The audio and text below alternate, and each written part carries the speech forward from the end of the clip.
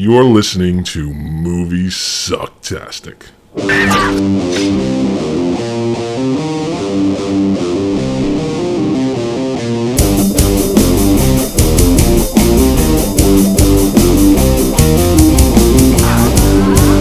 Bobo. Friend. Food. Alounda. Love. Zug-Zug.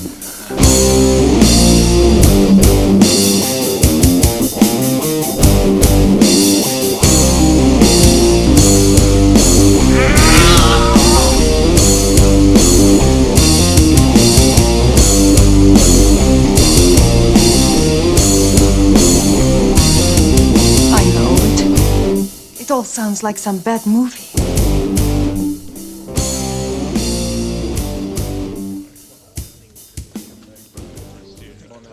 This is episode number 106. Yeah. I got it. Haha. You did.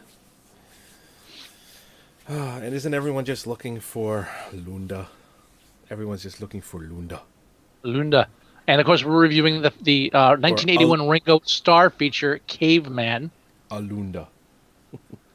Yeah, because Ringo Starr apparently was such a huge megastar, he was able to get this greenlit somehow. How do you get a film like this greenlit, where there's only one person that speaks English? Now, I'll answer your question in general and say you get this greenlit by having a low budget and coming out the same year as a serious caveman film, Quest for Fire. So you easily get this green light because you're getting your promotions being done for you by the major mainstream picture, and then this one rides on the coattails for people like, oh, see, that's a funny version of the thing we don't want to watch. Now, but you are correct. I'm watching this and I'm thinking,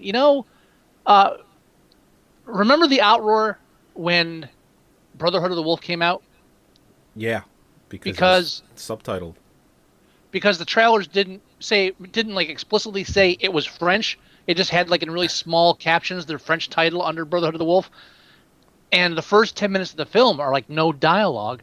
So there were people that went to the theater, and if you were sitting in the theater 10 minutes in when that first subtitle hit the screen, you heard at least 3 people go, "What the fuck?" Yeah, so it's interesting that it got greenlit as far as the idea of not having any real dialogue. There's like maybe 30 or so caveman words they use throughout the film. It's very repetitive. Actually, very. I think dumbed down would be a good word for it. I think so. To some extent. So in some ways, it's great for American audience, but it's and again, it's a parody, so to speak. Except they're not really parodying anything specific. They're just kind of parodying a genre, which would be the old Harryhausen or the old Roger Corman caveman films. Everything from that time period where they'd have the stop motion dinosaurs fighting, and there's plenty of stop motion in this as well. Good stop motion. Yeah. And they had said, what's his face? Carl Gottlieb. Yes. Or Danforth. Well, Danforth did the special effects. He did the stop motion, yeah. And he, it says here on the wiki, he left the film about 2/3 of the way, though the work, through the work, because the Directors Guild of America prohibited his contract, on-screen credit, co-direction with Carl Gottlieb. Yeah. Consequently, Danforth's name does not appear in the film. So, because there was some issues, but his name appears in the film, but it's like a second special effects technician or something like that. But anyway, but back to Caveman, which was the challenge to me. It's really just Ringo Starr's an outcast caveman who forms his own tribe, and eventually takes over the tribe of Tonda. And there's your story. There's not much going on. It's just everything else is just excuses for sight gags. There's some fart humor. There's some sex humor. Yeah. The plot is razor thin. Yeah, you put the whole plot together in 4 words? I think it was a sentence. But I mean, when you look at the star, I mean, now when I say star power, obviously done a lot of major stars, but your two leads are Ringo Starr and Jeff Bridges, not Jeff No, Bridges, Dennis Quaid. Dennis Quaid. Thank you, same thing. And watching, why? I mean, just having those Jeff two Bridges guys. is an Academy Award-winning actor. Dennis Quaid hasn't even got anywhere near that. Dennis Quaid has done some very good stuff, sir. He has done good stuff, but unless he's a junkie or mildly retarded, he's not going to get an Oscar nomination. I'm sorry. It's just the way it is. He's not getting Oscar noms for Dreamscape. Okay. What about Inner Space? Martin Short had a better chance of an Oscar for that. Wow, you're probably right. I just rewatched DOA last week. Great movie. Probably one of the best English professor poisoned goes on a rampage movies ever. And he doesn't really go on a rampage, but whatever. I don't want to spoil that. No. It was a decent adaptation of the original. It modernized it, but didn't lose any. If anything, it's a little bit too repetitive with the whole. Oh yeah, now that I'm dying, I understand life more. Says you're an English professor. You wouldn't never say that. That's all subtext. I remember seeing that when I was a kid. If the kid in the film had handed in a book that was written the way that some of the dialogue in the movie's written, the movie never would have happened. That's neither here nor there. You know what I always wanted to do? Take every Dennis Quaid film he's been in, and just reshoot the entire film in your mind, but with Randy Quaid in the role instead. Totally different films, right? Talk about two brothers that look completely different too. You could have asked for. I mean, Dennis Quaid's what, like 6 foot, 6'1". Randy Quaid's like 6'5". He's just towered. He's just two brothers. That's a case scenario of one looks like mom, one looks like dad, and who knows which one is which. I mean, can you see Randy Quaid as the lead in Dreamscape or Inner Space? Come on. Yeah. Dreamscape, totally different film. Dreamscape. Don't even change the dialogue. Still a totally different film all of a sudden. There has to be well, I don't want to say fetish, that's the wrong word, but there's got to be a thing for, say, to take the film and just take Randy Quaid's head, put it in place of Dennis Quaid's head, but Dennis Quaid's mouth still moves. No, it's Randy Quaid's. It's like the way Randy Quaid as an actor or as a person carries himself and emotes. It's whatever character Dennis Quaid or actually specifically Randy Quaid, whatever character he portrays, is instilled with Randy Quaidness. It's like Christopher Walken. A Christopher Walken character played by somebody else isn't even the same character by a long shot. No, I understand that. So what I'm saying is, when you inject Randy Quaid, you can't just put Randy Quaid's face on Dennis Quaid. I'm just saying that's the only realistic way to even get the look of what you're going for. It's a fantasy, sir. Can I just have my fantasy without you trying to turn it some kind of production value? You can. Just let me, relish. But now that. I want to see Randy Quaid's head over Dennis Quaid's. But the only way to do it is if Dennis Quaid's mouth still moves, so that the lines can still be delivered. All right, stop, Mr. CGI guy. I'm saying I want Randy Quaid saying Atouk, Alounda, Lana. I want Randy Quaid saying that because it's going to have a different edge to it. I know what you want. But then why you keep going with the whole face in the mouth thing? Because I want to see it now, and it's the only way it's going to fucking happen. Not in my mind. I can't get in your mind. Not easily anyway. You don't want to. I don't want to go in there. Okay, I trust you. And then Shelley Long's in it. Shelley Long, sorry. Shelley Long's in it. And this is after Cheers, right? This is before Cheers. This is before it? Really? When did Cheers start? No, this is after Cheers. Cheers, I believe, I want to say was 83. Was it? I want to say it was 83. 82. You're right, 82. Okay. Oh, okay. Wow. Again, I have no real sense of time, so I have trouble remembering when these happen. So there you go. All right, I stand corrected. Never mind. So she wasn't really that big of a name yet. What did she? what did she do up to that point? Oh, nothing. SCTV. Jesus Christ! I'm looking at the cast list, and I have to actually click full cast and crew to get her name. No, before Caveman, she was it's all TV stuff. She was MASH, Trapper John, the Cracker Factory. I vaguely remember that. Love Boat appearance, SCTV appearances. She was on there for a couple season, 1 or 2 seasons. It looks like. But yeah, nothing really. I think Caveman. It looks like Caveman's her first feature role. No, A Small Circle of Friends. She was in that first. Okay. But yeah, no, this is before. I guess before she struck it with Cheers, if that's what counts as a career changer. Probably does. Still working, huh? Of course, she's a veteran actress. Actor still works. So the language in the film. What do we have? We have Alounda. Well, the wiki page has some of the words. You have Alounda, which means love. Right. Alounda. Bobo. Which means friend. Right. Haraka, which is fire. It was Araka. Macha, which is monster. Which That's my coincidentally is the way my son says monster. He goes, I want to watch Macha trucks. Okay, let's watch Macha trucks.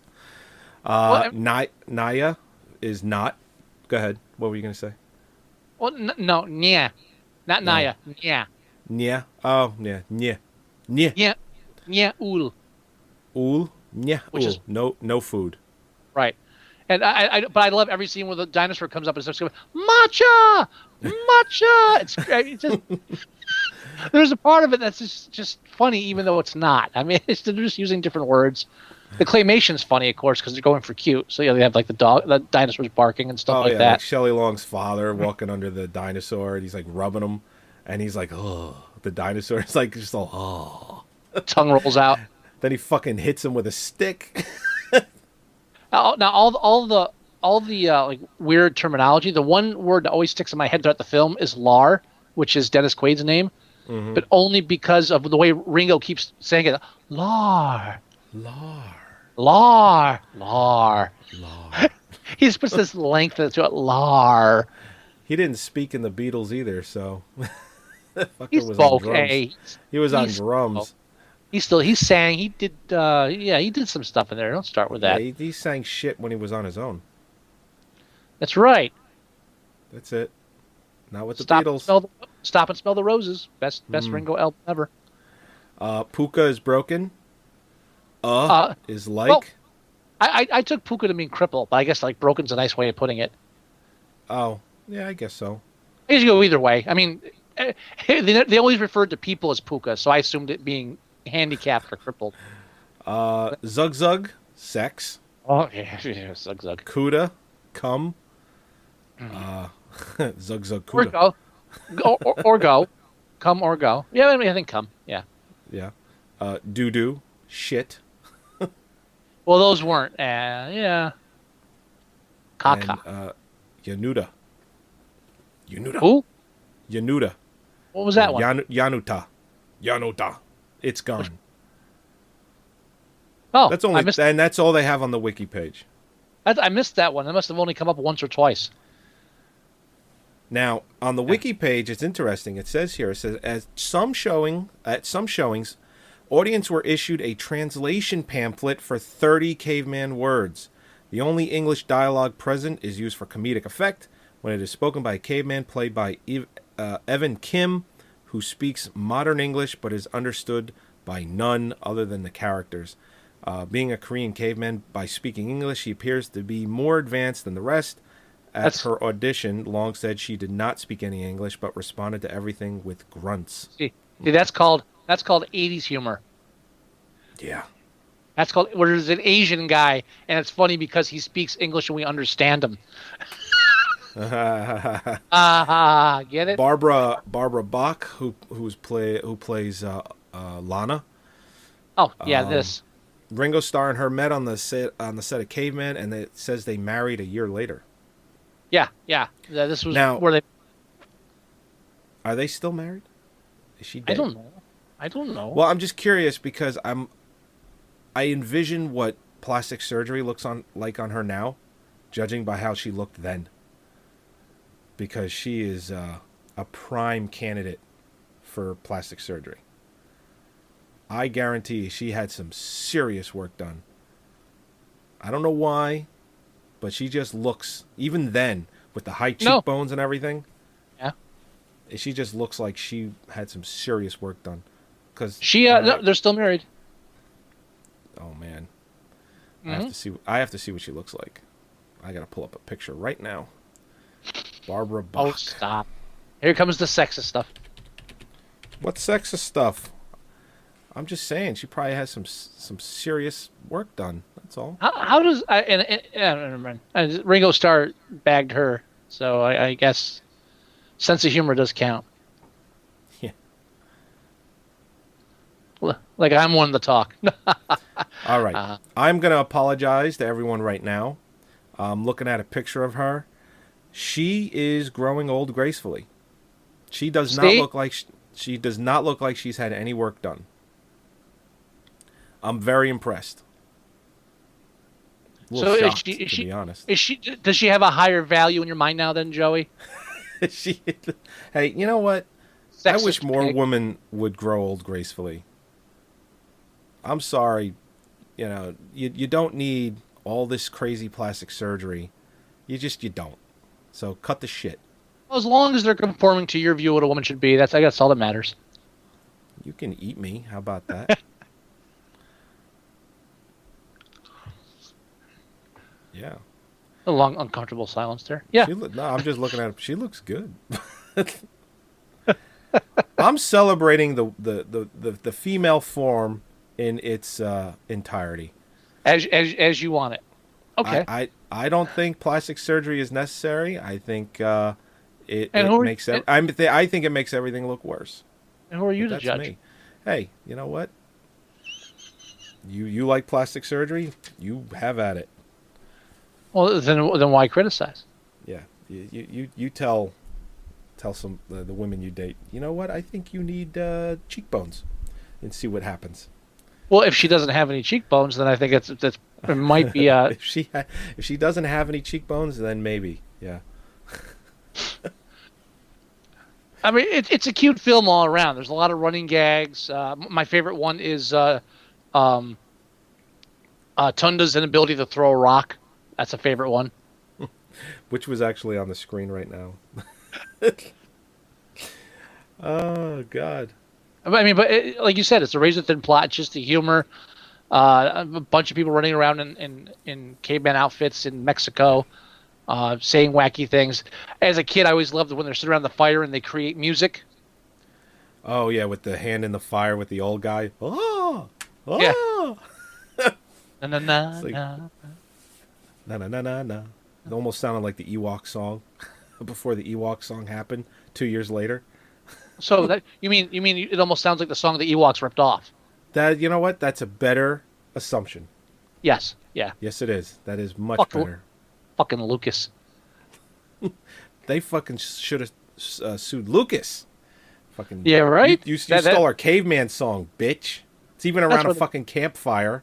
Because the song that they sing is at the end, all around the fucking village and fire and come on.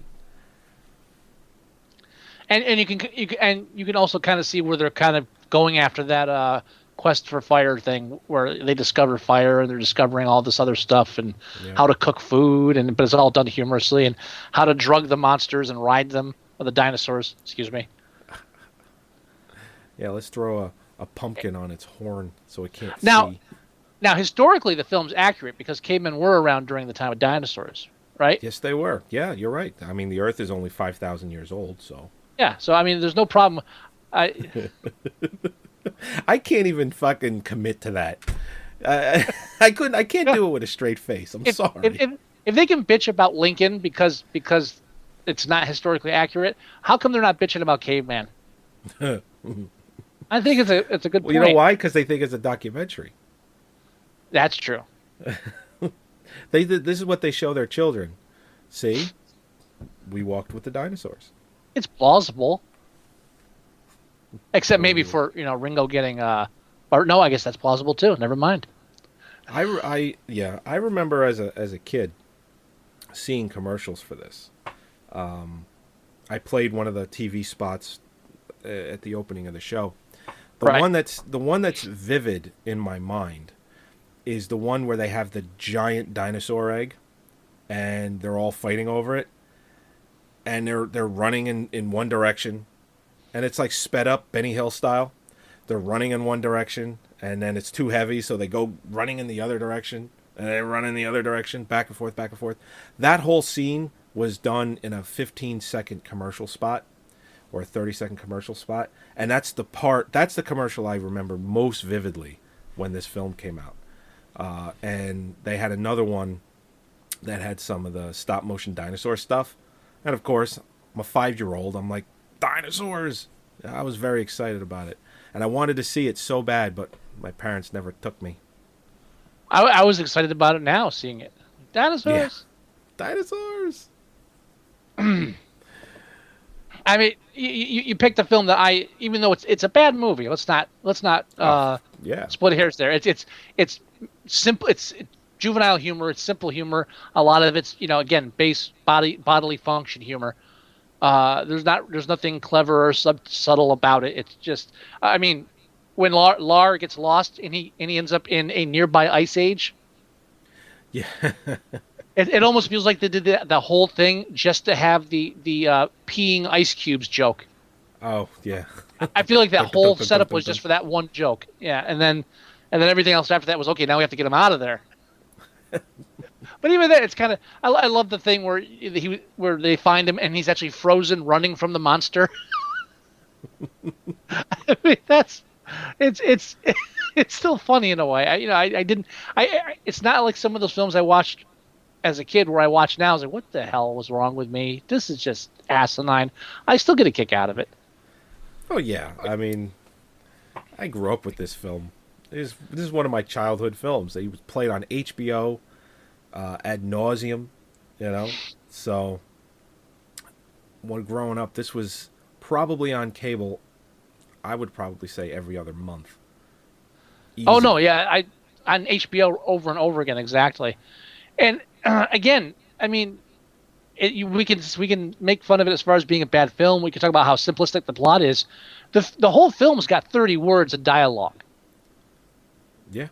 Probably less if you don't count character names. That's true.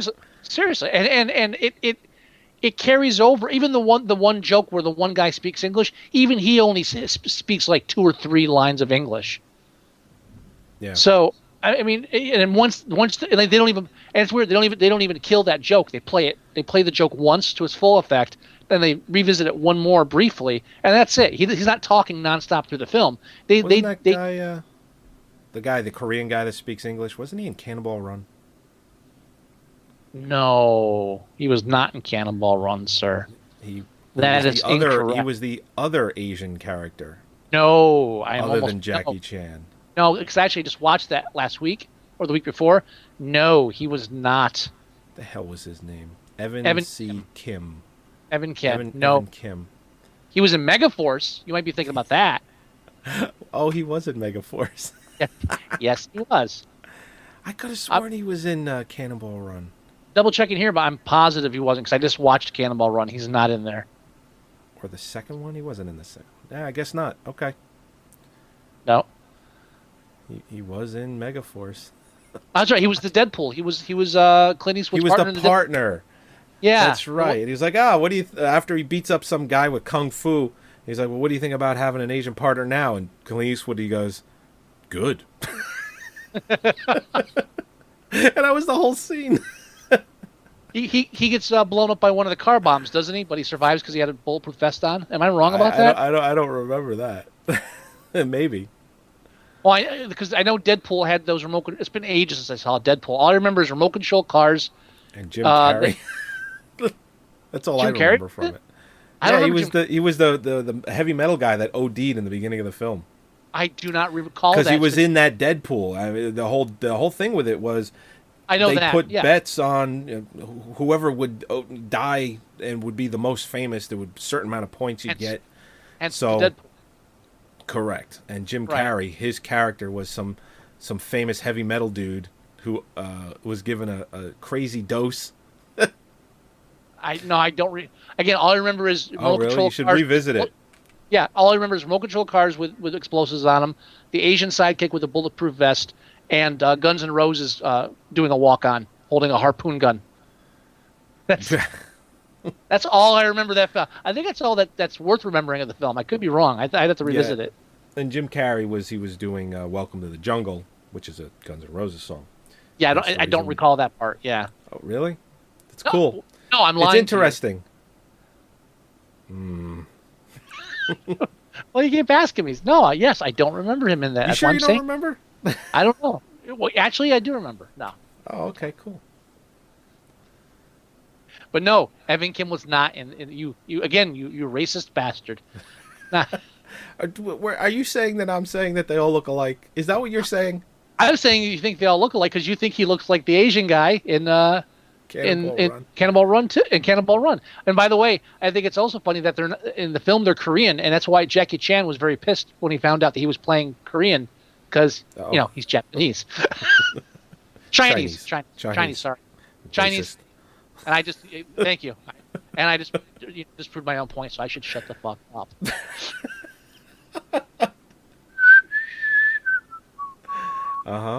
They're not even speaking Korean in the film. That's what's even funnier. Like Jackie Chan's speaking Chinese. Yeah. He's not speaking Korean. And they're just like, yeah, they're Korean. American audiences don't know. It's like, yeah, you're right, we don't. I didn't realize I never realized they were Korean until I just watched it again a couple weeks ago. So, they're supposed to be Korean. That's funny.